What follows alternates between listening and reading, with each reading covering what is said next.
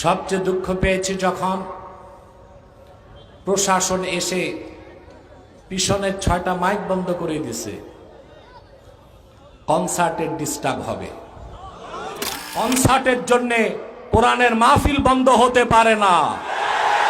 চরম বেয়াদবি করেছেন। তা আগে যারা ছিল তাদের মধ্যে আর আপনাদের মধ্যে পার্থক্য কোথায়? আপনারা জানেন আজকে সিলেট মহানগরে দুই পাশে 2টা গানের কনসার্ট হচ্ছে, আর এখানে আল্লাহর কোরআনের মাহফিল হচ্ছে।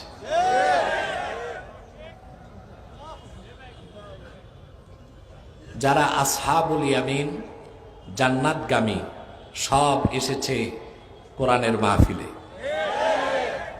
যারা আসহাবুশ শিমাল জাহান্নামগামী সব গেছে কনসার্টে।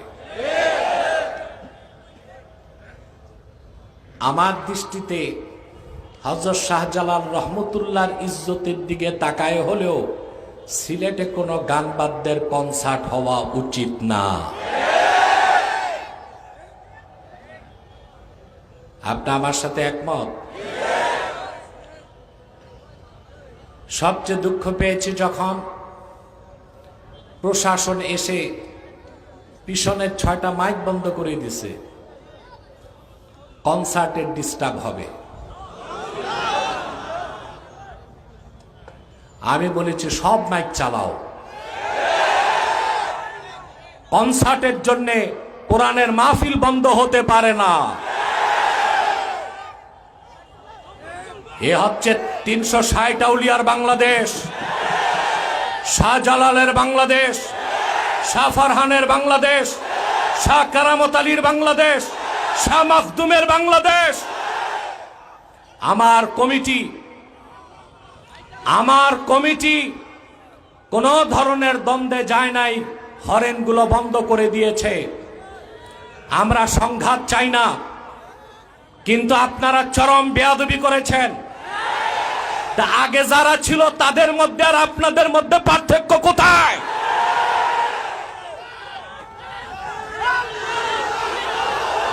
দেশটাকে বলছি, কারা এসে সম্মেলনের মাইক বন্ধ করেছে তাদেরকে শোকজ করুন, উপযুক্ত শাস্তির ব্যবস্থা করুন।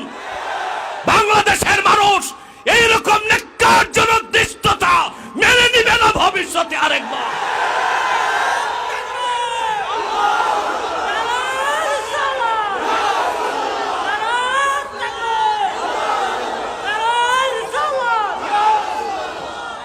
আমার ভাইরা, আমরা ধৈর্য ধরেছি, কিন্তু ভবিষ্যতে সাবধান করে দিচ্ছি।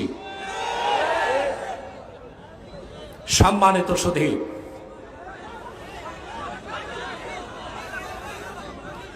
বসে সম্মানিত সুধী, আপনারা যা এসেছেন এখানে আসার পেছনে পার্থিব জাগতিক কোনো স্বার্থ আছে? আমরা এসেছি আল্লাহ তার হাবিবের রেজামন্দি হাসিল করার জন্য, অন্য কোনো উদ্দেশ্য আমাদের। এখানে এসেছেন প্রতি শ্বাসে 10টি নেকি পাচ্ছেন, আলহামদুলিল্লাহ বলেন।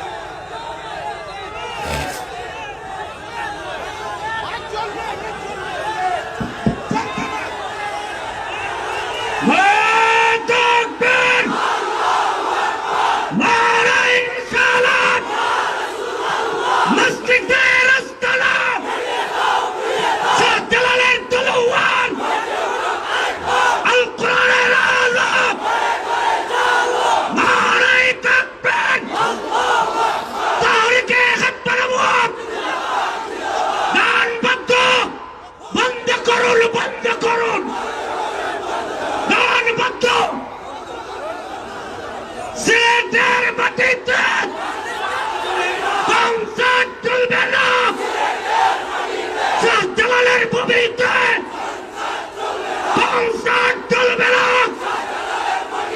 শাহজালালের তলোয়ার। বসুন, বসুন। সম্মানিত সুধী, আপনারা ধৈর্যের সাথে বসুন।